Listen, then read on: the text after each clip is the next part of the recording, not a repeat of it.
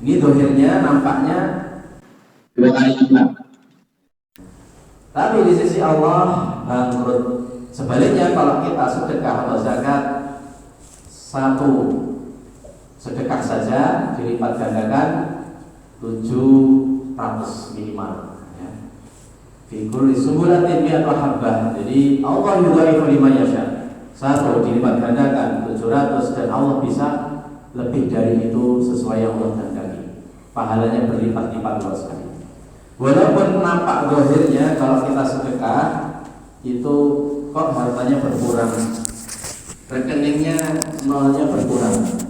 Tapi di sisi Allah hakikatnya tambah banyak, berlipat-lipat. Panjenengan nanti di akhirat akan kaget. Saya sedekah cuma 100.000, kok di akhirat dados pinten Mas Wan? 700.000 atau mungkin juta atau mungkin miliar, tergantung tingkat keikhlasan dan kualitasnya. Wallahu yudhaifu liman yasha. Allah melipat gandakan sesuai yang Allah kehendaki.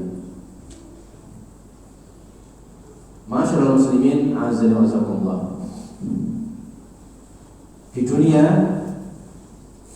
riba ini sangat merugikan, terutama merugikan orang fakir miskin yang membutuhkan. Dia sangat butuh dengan uang, padahal tujuan utama disyariatkan atau di antara tujuan utama disyariatkan utang piutang adalah untuk saling membantu. Yang kekurangan butuh uang wajib dibantu. Tapi ini malah dimanfaatkan orang yang punya uang untuk diambil kesempatan dalam kemiskinan, sehingga yang miskin tidak semakin kaya, yang kaya semakin kaya, tapi tidak barokah hartanya. Waliyadzubillah. Sehingga terjadi kesenjangan di antara fakir dan miskin di dunia. Maka jangan salahkan kalau terjadi kejahatan, perampokan, pembunuhan, pembegalan. Salah satu sebabnya karena yang kaya tidak sedekah atau zakat, membayar zakat, tapi malah minjem ini yang keliling-keliling atau yang mana ini? Banyak ya contohnya Bu ya. Dengan syarat ya nanti dikembalikan berlebih, diiming-iming gitu pokoknya. Udahlah ini bunganya hanya sekian persen, dan bentuknya macam-macam. Kadang mengiming-imingi barang dagangan, inilah motor baru daripada motor buntut ini. Buntut atau butut Pak? Butut ya, motor butut sejak 20 tahun yang lalu. Enggak malu loh berangkat pengajian kok pakai motor 2000-an dulu ya, atau 90-an. Gengsi dong gitu ya, teman-teman sudah pakai mewah-mewah gitu ya. Ini saya dikrediti kayaknya biasanya. Ini model yang lain. Ini bunganya cuman ringan ya. Setahun hanya cicilannya hanya nambahnya sekian persen. Berapa Pak biasanya? Setiap tahun bunga untuk nyicil itu kan ada bunganya itu. Misalnya 3% misalnya dan seterusnya. Mereka menyebut bunga, padahal itu riba.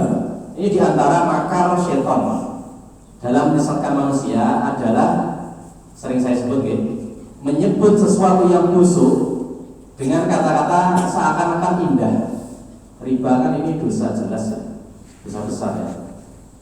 Dia menyebutnya bunga. Bunga kan kayaknya indah gitu ya, wangi atau bunga desa atau apa ini.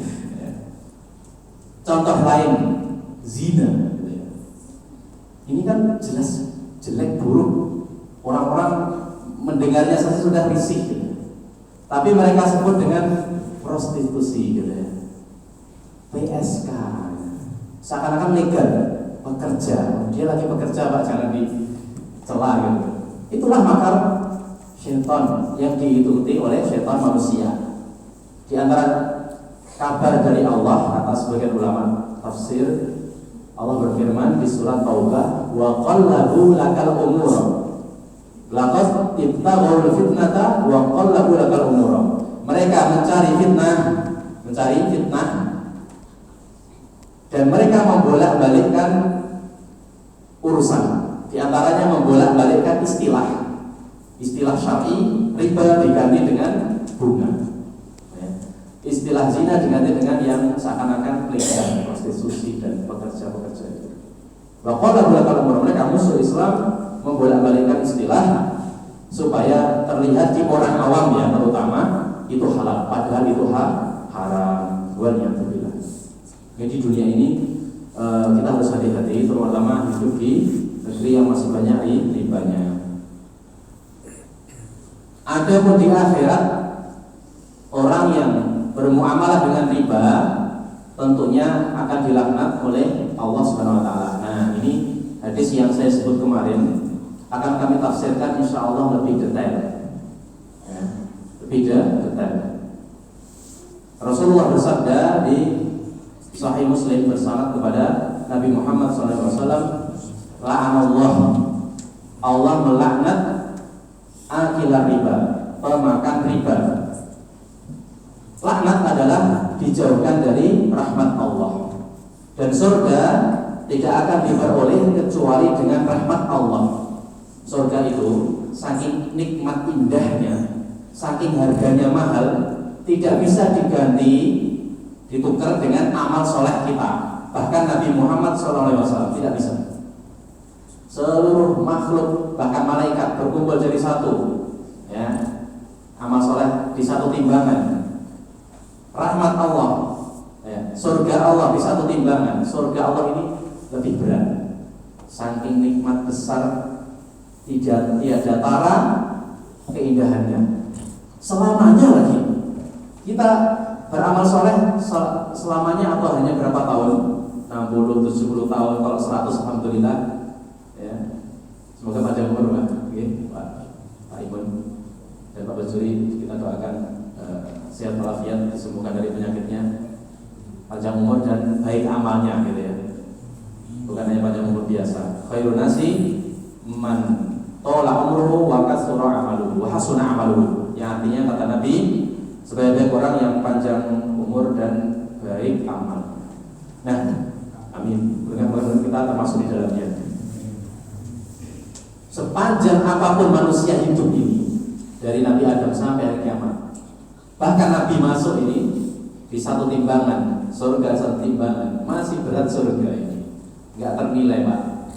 Malah enroak karena memang keindahannya tidak pernah dilihat mata, walau udhun sami'at, telinga nggak pernah mendengar keindahannya ini, kenikmatannya dan seterusnya. Wala khatar ala qalbi bashar, bahkan kita membayangkan, mau nggak dibayangkan Pak ini isinya, pasangannya gitu ya, nikmat makanan minuman itu lebih jauh agung daripada itu. Nah, surga yang segini bentuknya, sifatnya, ya, kok kita mau dijauhkan dengan surga tersebut?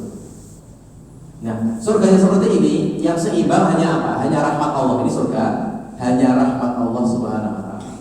Ya. Bahkan rahmat Allah bisa lebih tinggi. Nah, ketika orang bermuamalah dengan riba, dijauhkan dari rahmat Allah, otomatis dijauhkan dari penukar rahmat Allah tadi Pak ya, yaitu surga. Hati-hati, itu arti dari la'an, yaitu at-tardu min rahmatillah, diusir dari rahmat Allah Subhanahu wa taala. Otomatis diusir dari masuknya surga. Kecuali pelaku riba yang ahli tauhid, maka dia walaupun nanti lama di neraka, insya Allah akan dimentaskan dan masuk surga. Ya. Jadi laknat itu ada yang laknat mutlak, selamanya tidak masuk surga, seperti orang kafir, musyrik.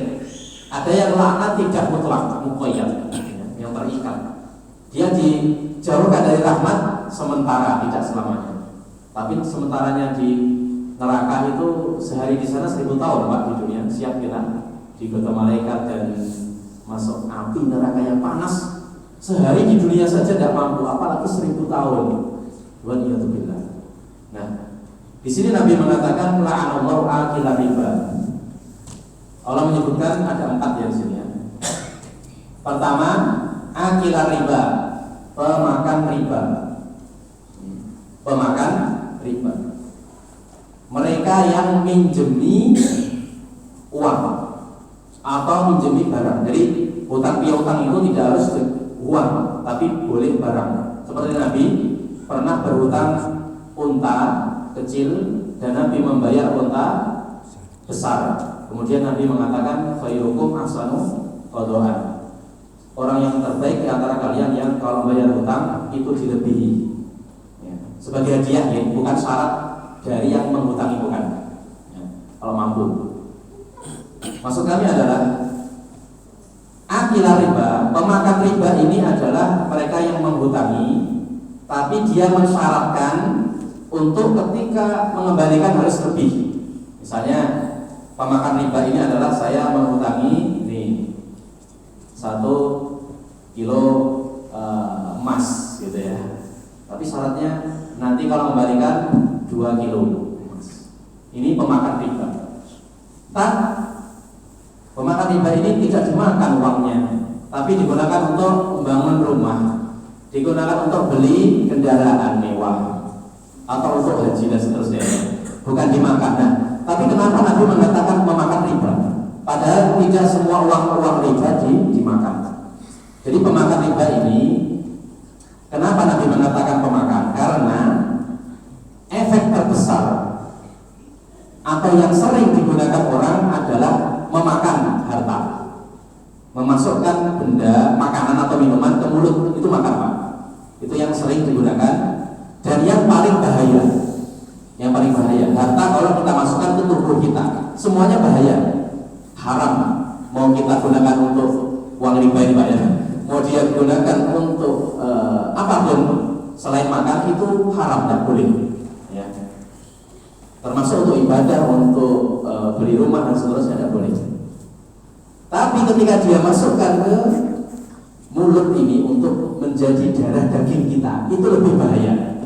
Jadi semuanya bahaya, ini lebih bahaya. Maka Nabi menyebutkan pemakan ini.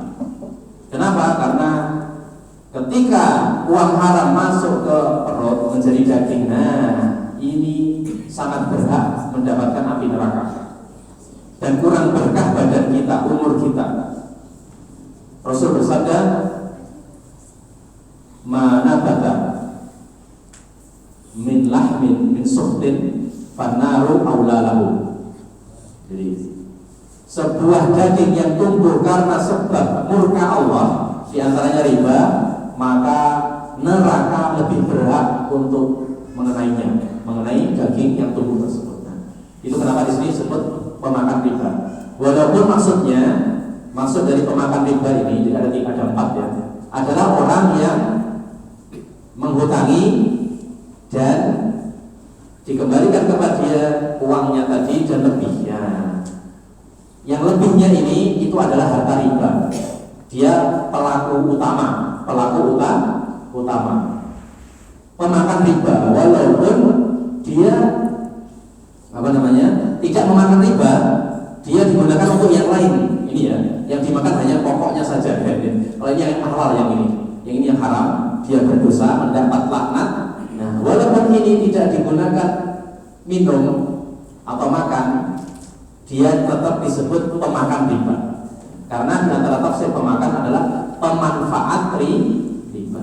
Nah, ini pelaku utama ya, Yang kedua, kata Nabi, Allah juga melaknat mukilahu atau mukilahu. Jadi boleh dibaca dua-duanya. Mukilahu atau mukilahu. Siapa mereka? Yang kedua ini adalah yang memberi makan tadi. Maksudnya yang berhutang. Yang berhutang tidak terpaksa, yang berhutang sejak awal tahu kalau dia nanti harus membayar lebih, ya, misalnya di bank gitu ya, atau dia menyetujui syarat dari pelaku utama tadi. Oh, saya setuju, nggak apa-apa, ya, nggak apa-apa, saya akan membayar lebih nanti. Dilaknat Allah juga. Atau dia bahkan mengajukan, saya pinjam uangmu ya 100.000, kurang ini 1 juta, nggak apa-apa, nanti saya lebihin. Nah, dia memberi syarat dan disetujui menyetujui pemakan riba tadi dia masuk laknat yang kedua ini Bapak Ibu sekalian. Mukilahu yaitu yang berhutang. Berhutang ini seakan-akan memberi makan siapa tadi? Pemakan riba tadi. Kan ketika pelaku utama memberikan uangnya untuk sebagai hutang, pelaku kedua ini kan dia peminjam atau penghutang ya, yang berhutang. Karena bab pinjam meminjam beda ini. Nah, ketika dia memberikan ini aslinya, ini yang wajib saja. Nah, ketika dia memberikan lebih, nah dia seakan-akan memberi dia makan. Ini bahasa Nabi Muhammad SAW. Mukilahu memberi. Kemudian yang ketiga, Allah juga melaknat syahidaini. Dalam riwayat yang lain syahidaini dulu. Sama saja. Ya. Ada riwayat syahidaini dulu. Dua saksi. Karena dalam hal harta itu minimal dua saksi. Kalau misalnya ada sengketa ya, atau menghindari sengketa, karena khawatir nanti walaupun tidak wajib ya, khawatir nanti mengingkari yang berhutang ini nggak mau bayar, maka cari saksi.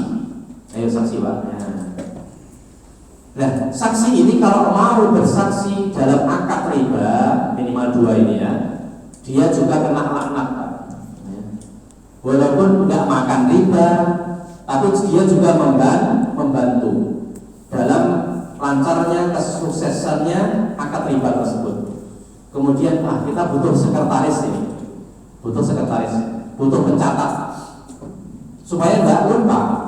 Bahkan Nabi juga Allah juga memerintahkan, walaupun ini sunnah, mencatat akad akad hutang piutang, akad hutang piutang.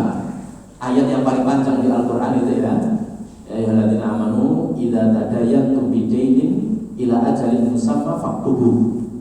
Ya orang beriman, kalau kalian saling berhutang nanti ada tinggangnya ke suatu hari tertentu, maka tulislah di sini.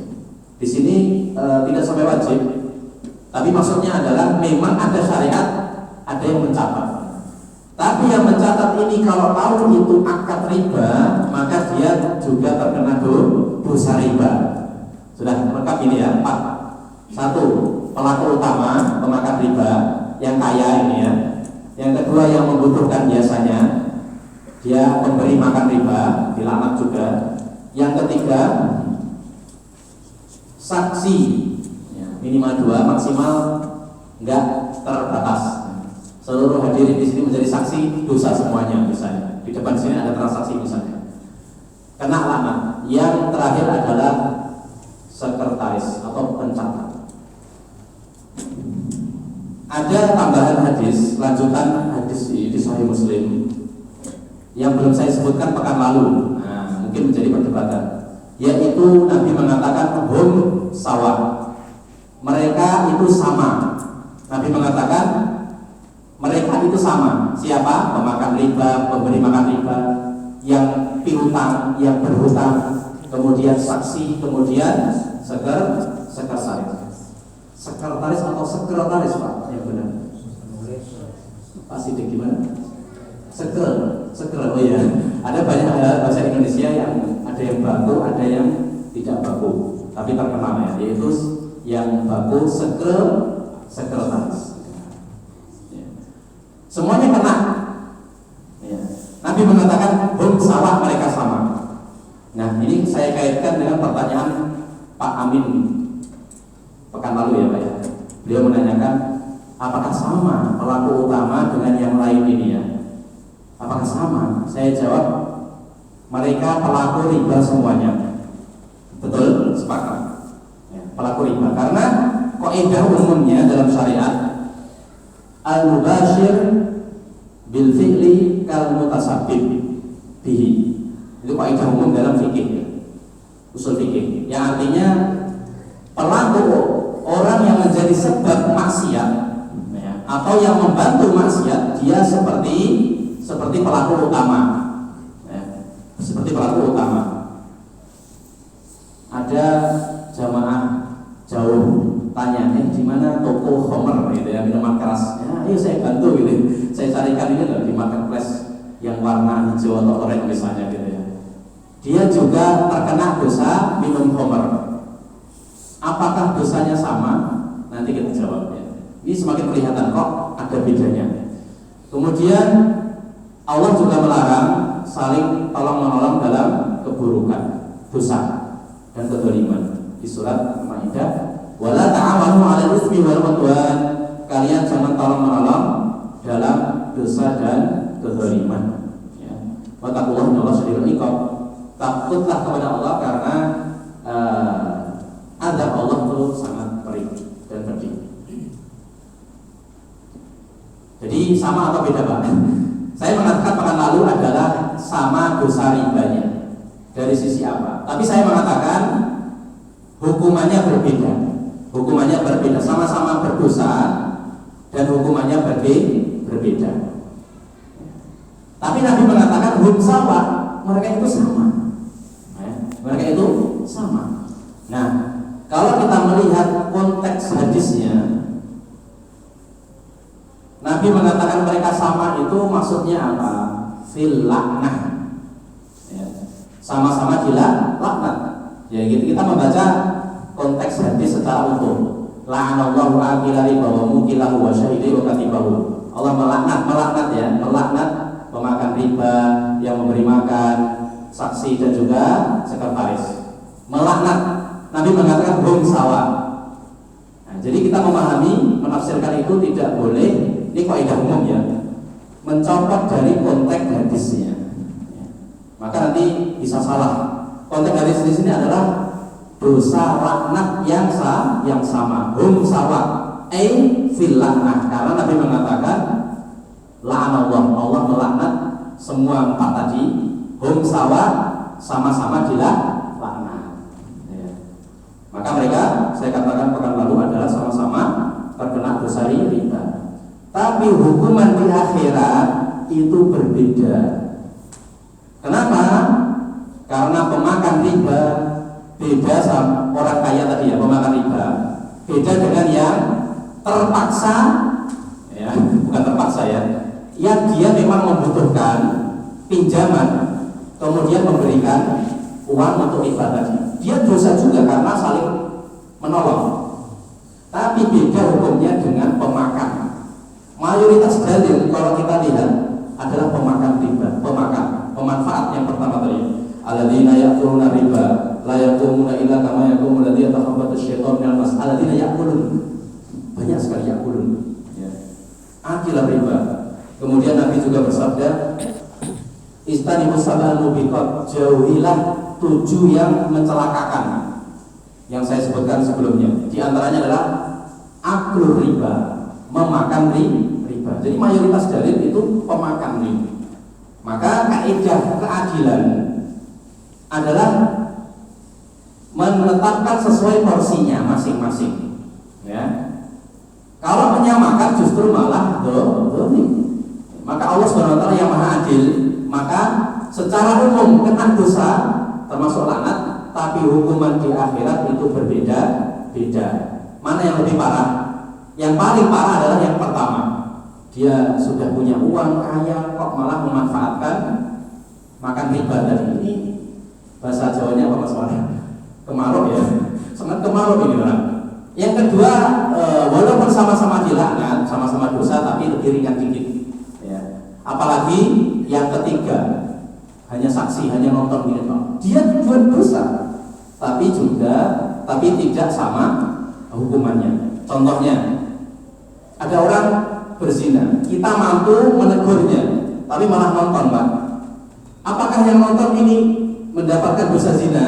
Jawabannya iya, tapi maksudnya dia dapat dosa, iya, tapi dia hukumannya berbeda dengan yang pelaku langsung. Ya. Kalau disamakan, ini tidak adil, justru malah mengurangi keadilan Allah SWT. Termasuk penulis, bahkan penulis ataupun saksi kadang malah tidak dibayar, karena nggak ada kewajiban, walaupun bisa dibayar juga, tapi tidak wajib mereka dibayar. Bahkan ada relawan, nggak apa-apa, ayo saya saksi, saya bantu tulis. Dia kena dosa laknat riba, tapi hukuman di akhirat beda karena bukan pemakan. Ya, mayoritas dari sini adalah pemakan. Dan ini pembedaan hukuman di akhirat, walaupun sama-sama dilaknat, ini saya nukilkan perkataan ulama ya, supaya kita lebih tenang gitu ya.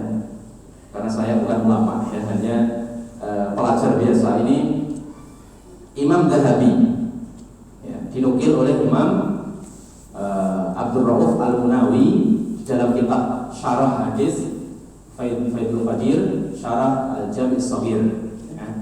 Itu bisa dicek sendiri. Di sini Imam Zahabi mengatakan ya, mengomentari. Imam Zahabi itu adalah muridnya Syekhul Islam, syekhnya umat Islam ya. Imam Zahabi Syamsuddin mengatakan, siapa Imam Zahabi? Penulis kitab ini. Mengomentari di kitab yang lain, kesempatan yang lain, beliau mengatakan pemakan riba ini, masa hadis tadi ya, Allah melaknat pemakan riba, pemberi makan riba, saksi dan penulisnya tadi. Imam Zahabi mengatakan, penulis yang sama ini ya, walaysa ismu man istadana muhtajan liriba ka ismil murabil ghani bal dunahu washtaraka fil wa'id. Sudah paham ini Pak ya, insyaallah ya. Kalau Pak Kuncoro sudah ya, soalnya mengajar bahasa Arab di sini, insyaallah, amin. Artinya walaysa ismu man istadana, dan tidaklah dosa orang yang berhutang muhtajan, dia sedang butuh uang gitu ya, riba, butuh uang walaupun harus bayar riba. Dosanya dia, kata Imam Zahabi, tidak sama ka ismil murabil ghani, tidak sama dengan dosanya orang yang pemakan riba tadi yang dia kaya. Berdunahu, tapi dosa yang berhutang, kata beliau, di bawahnya ya, maksudnya hukuman di akhirat walaupun sama-sama dosa. Beliau mengatakan washtaraka fil wa'id, tapi mereka semuanya itu sama-sama kena ancaman. Ancaman apa? Ancaman laknat yang disebut Nabi Muhammad SAW. Nah, ini saya menafsirkan hadis ini karena pekan lalu belum ya, dan bersinggungan dengan pertanyaan Pak Amin ini. Ahlan wa sahlan, selamat datang bergabung di pengajian ini. Sudah 3 kali Pak ya. Alhamdulillah, semoga istiqomah semuanya, amin. Amin sesuai nama beliau. Amin itu maksudnya istajib ya Allah, kabulkanlah doa kami. Gitu ya. Jadi walaupun itu bukan pemakan, tapi namanya sama-sama kena laknat, ya kita jauhi ya. Kita jauhi. Dan kami sebutkan juga pertanyaan Pak Bambang pekan lalu ya. Atau siapa kemarin saya lupa. Ya, mohon maaf saya lupa namanya penanya kemarin. Kalau pernah atau sedang melakukan atau minjem riba di bank misalnya, bagaimana? Saya sebutkan hukum asalnya memang tidak boleh, aslinya nggak boleh. Tapi kalau misalnya ada suatu tempat kita berusaha kepepet, keluarga mau meninggal misalnya, masih ingat Pak ya? Kemudian beliau berusaha pinjem manapun tidak mau meminjemi di sini karena memang nggak punya ya misalnya, atau sama-sama kita punya utang di sini. Sudah berusaha ke sana kemari mencari yang halal, ya, mencari yang halal. Dia asetnya sudah habis juga, yang untuk dijual untuk makan tidak ada. Maka di sini masuk kaidah darurat. Ad-darurat itu tubihul mahdurat. Darurat itu membolehkan yang dilarang, mahdurat. Tapi kaidah yang lain mengatakan ad-darurat itu tuqaddaru bi qadariha. Darurat itu hanya sekedarnya, ya, sekedarnya untuk makan gitu ya, hanya untuk kebutuhan pokok ya, atau primer, bukan sekunder, bukan untuk perkaya diri, itu tidak boleh ya. Nah ini ada kaitannya tafsir hadis ini. Maka mohon maaf saya sebutkan beberapa nama penanya sebelumnya, dan mudah-mudahan kita dimudahkan untuk bisa mencari yang halal dari harta kita, amin ya rabbal alamin. Kemudian saya sebutkan juga di pekan lalu, dan ini pengembangan materi ilmiah ya. Kalau S1 itu masih dasar-dasar, S2 itu pengembangan masalah, pengembangan fikih lebih detail. Panjenengan ini sudah S3 Pak ya, S3 ya. S3 S3. Maka harus lebih dikembangkan lagi. Nah, itu lebih detail lagi. Walaupun materinya sama. Maka lalu saya sebutkan ayat yang saya, yaitu fa in lam taf'alu, kalau kalian tidak mau tobat dari riba, fa'danu biharbin minallah, maka persiapkan ya, perang dengan Allah Subhanahu wa taala. Biharbin minallah di surat Al-Baqarah. Jadi orang pelaku riba ini akan diajak perang oleh Allah Subhanahu wa taala. Bayangkan. Ibnu Abbas menafsirkan, yuqalu li akil riba, akan dikatakan kepada pemakan riba hari kiamat nanti, khudh silahaka, ambillah pedangmu, ambillah senjatamu, ayo perang sama Allah. Nggak bisa Pak, nggak mungkin. Ini hanya ancaman aja gitu ya. Seperti misalnya, contohnya saya Pak polisi gitu ya. Di sini ada anak kecil, ayo ambil senjatamu. Sambil gini Pak, ini kira-kira anak kecil mau ngapain ini? Ya, ini hanya dari gertakan dan hinaan kepada dia. Ayo ambil senjatamu. Mana senjatamu? Nggak ada. Itulah yang terjadi. Pemakan riba hari kiamat akan ditantang, kata Ibnu Abbas menafsirkan ayat tadi, perang dengan Allah Subhanahu wa taala. Bisa. Dan kata sebagian ulama, ini diantara salah satu ayat yang paling mengerikan ancamannya. Kenapa? Karena kalau yang ayat-ayat yang lain itu ya standar lah, standar mengerikan. Tapi ini lebih mengerikan, kenapa? Karena seakan-akan kita memerangi Allah Subhanahu wa taala. Ini siapa kita ya? Kalau masuk neraka, masuk ini ya, langsung dihukum, itu sakit juga. Tapi kalau misalnya kita langsung didatangi, misalnya pembesar gitu, langsung ditantang ini kan, bukan hanya kena hukuman fisik, tapi psikis juga ya, kejiwaannya juga kena ya, ini tentunya lebih besar daripada hanya sekedar hukuman dia biasa. Nah, ini diantara pengembangan masalah pekan lalu. Ini sudah ada belum Pak? Belum ya? Oke, untuk persiapan beliau imam utama di masjidnya, Masjid Abdul Rabi Al-Baqir ya. Masyaallah muslimin, azazakumullah. Sudah kami sebutkan juga pekan lalu tentang azab pelaku riba di kuburan. Nanti dicemplungkan ke sungai dari darat, dia berusaha keluar dari sungai, renang gitu ya. Walaupun di dunia nggak bisa renang, dia bisa renang. Ya, dia mau keluar dari sungai ke tepi gitu ya. Mungkin mau tenggelam gitu, dilempari oleh malaikat dengan batu ya, dari luar atau api dari sisi sungai. Nah, itu mengerikannya pemakan riba. Dilempari ke mulutnya gitu. Kemudian Bapak Ibu sekalian, ada permasalahan penting di sini, masalah riba, masalah hutang piutang. Sudah kami sebutkan pekan lalu dengan sangat terlalu ringkas, yaitu riba ini terdapat pada dua pembagian, riba hutang piutang dan riba dalam jual beli. Riba hutang piutang, ini mulai akan jadi tolong fokus ini. Riba hutang piutang, ini disebut riba nasi'ah atau riba ajal. Bentuknya ada dua. Yang pertama, menghutangi dengan syarat langsung melebihi pembayaran. Jelas begini. Yang kedua, yang sering dilakukan orang Arab jahiliyah dulu, riba nasi'ah, yaitu menghutangi syarat menambahi atau ada ribanya atau mengembalikan uang plus riba. Syaratnya kalau jatuh tempo tapi tidak bisa membayar. Artinya kalau dia jatuh tempo mampu membayar, dia tidak wajib membayar lebihannya tadi, tidak wajib membayar riba. Saya bertanya pada dengan ini terjadi tidak di masyarakat? Sebagian Pak ya? Iya ada ya. Maksudnya kalau jatuh tempo atau sebelumnya mampu membayar, aman dari anakan gitu ya, bahasa ibu-ibu kadang anakan.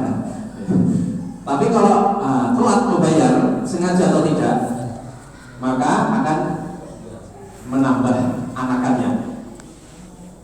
misalnya sepekan, dilipat gandakan. Kalau 2 pekan, 3 pekan maka berlipat-lipat.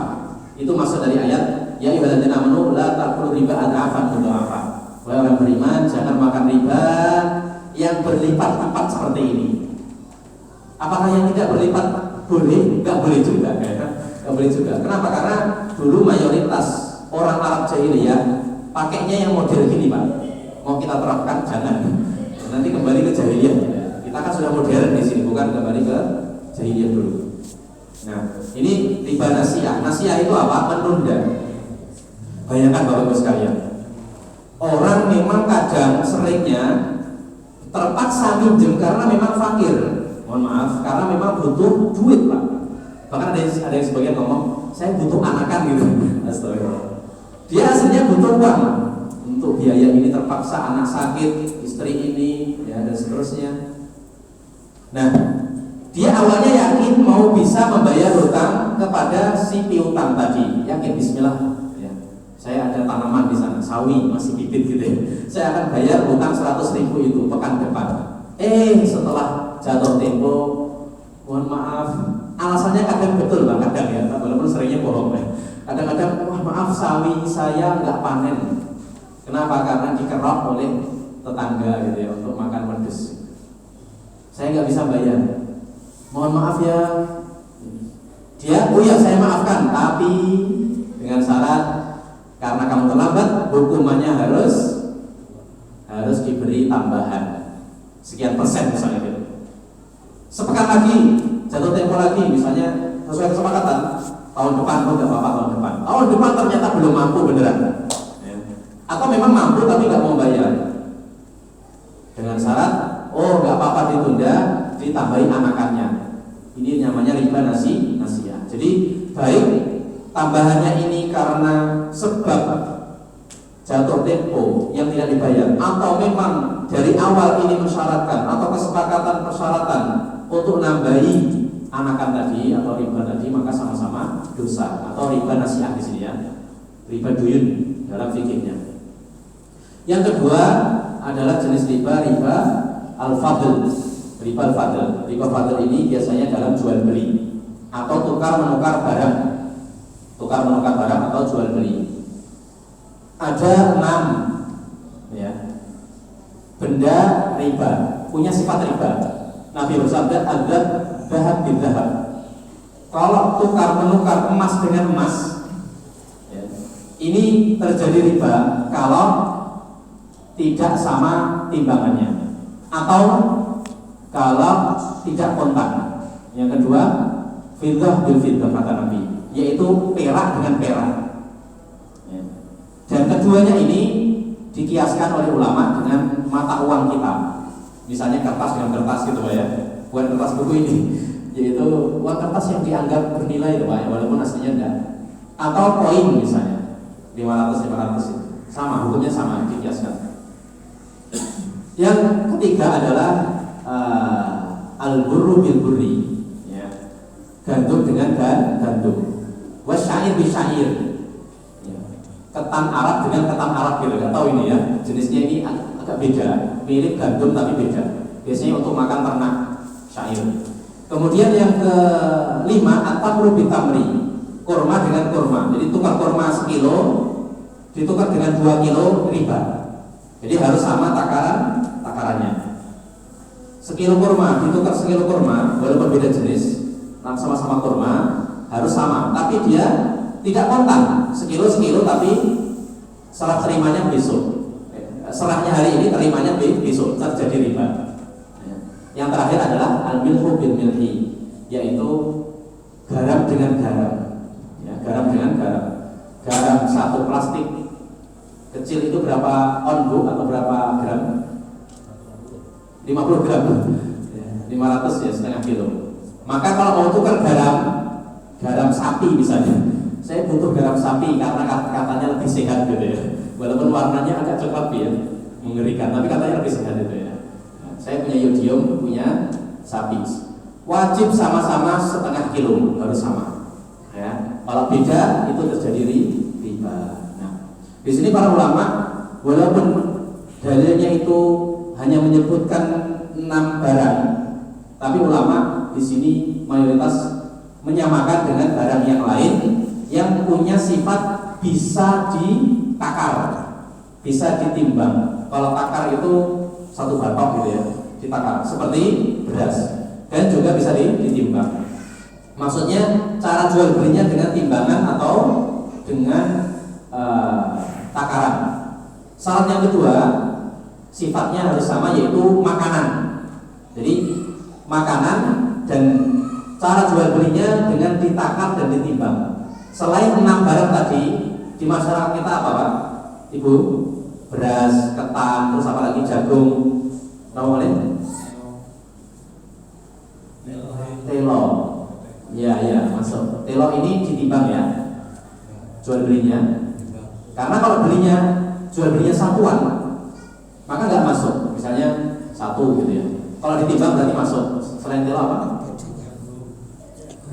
Jagung udah tadi. Oh gitu. Berambang ya. Berambang makanan. Cuman sebagian ulama mengatakan yang makanan pokok gitu ya. Tapi sebagian ulama nggak seluruh makanan, walaupun tidak pokok, termasuk sayuran. Ya kita ngambil pendapat yang lebih aman, yaitu seluruh makanan saja, walaupun bukan makanan pokok. Ya. Seperti buah-buahan gitu ya. Karena garam tadi kan juga bukan makanan pokok. Ya. Tapi semua makanan di sini kalau bisa ditimbang, bisa ditakar dan bentuknya makanan, maka ini punya sifat riba. Tapi kalau tukerannya beda, misalnya beras 1 kilo boleh ditukar dengan jagung 5 kilo boleh, sesuai kerelaan ya. Karena beda jenis boleh bebas. Tapi syarat mutlaknya harus sama, yaitu sama-sama harus kontak. Kata Nabi, idza ikhtalafat hadil ajnas fabi'u haitsu si'tum idza kana yada biyadin. Kalau jenisnya beda, enggak apa-apa, beda timbangannya, beda takarannya, selama masih kontan. Ya. Kontan maksudnya itu serah terima. Sekarang saya berikan 1 kilo beras dan langsung saya terima dalam satu waktu 5 kilo jagung. Ini perbandingannya insya Allah tidak terlalu jomplang ya. Ini beras ya, yang bagus soalnya, yang mahal, beras basmati gitu ya, jadi mahal. Maka senilai dengan 5 kilo jagung yang senilai. Gitu Pak ya. Jadi sesuai kerelaan, timbangannya tidak harus sama kalau beda jenis. Tapi kalau mata uang ditukar dengan barang, ini kan di sini ada 6 tadi ya, begini ya. Mata uang emas atau perak atau uang kertas ditukar dengan barang, tidak ada syarat sama sekali. Maksudnya apa? Tidak harus beratnya sama. Kan beratnya sama gimana Pak? 1 kilo uang kertas dengan 1 kilo beras, ini kan tidak bisa. Syariat luar biasanya. Dan tidak wajib kontan. Tidak wajib apa? Tidak wajib beratnya sama. Tapi kalau mau ridho silahkan, boleh gitu ya. Ya, saya mau jual beras ini dengan 1 kilo uang kertas 100 ribuan. Kalau ridho nggak apa-apa, ini bebas ini ya. Tapi kan ini kayaknya jarang. Jadi ini tidak wajib, maksudnya tidak wajib, sesuai kerelaan. Dan tidak wajib kontan juga kalau uang dengan barang apapun, barang yang riba punya sifat riba atau tidak, maka di sini tidak wajib kontan. Misalnya saya ke toko beras panjenengan sembako, Bu, tumbas beras gitu ya. Tapi saya belum punya duit, Bu, utang dulu gitu ya. Kan tidak kontan ini, maka tidak masalah. Ya, karena tukernya antara uang dengan barang. Ya. Atau saya beri uang dulu, Bu, saya beli beras, tapi ya berasnya belum ada. Enggak, mana uangnya dulu, boleh. Uangnya dipegang dengan dulu, baru dicarikan ke beras. Ini diantara rukhsah oleh Nabi Muhammad SAW yang bernama Bai'us Salam. Ya, Bai'us Salam itu salah satu alat tukarnya dipegang dulu dan yang lainnya menyusul, maka tidak ada masalah. Rukhsah dari Nabi Muhammad SAW karena memang kita sangat membutuhkan itu di samping. Demikian, kita break dulu untuk sholat. Kata Nabi, arihna bisolah ya Bilal. Wahai Bilal, Bilalnya ini siapa? Mas Umar ya atau Johar ya, Mas Johar. Arifna bis sholati ya akhi Johar, istirahatkan kami dengan sholat. Nah itulah orang beriman istirahatnya dengan sholat. Mudah-mudahan sholat kita diterima Allah SWT. Amin. Silakan. Saya tutup sementara. Assalamualaikum warahmatullahi wabarakatuh.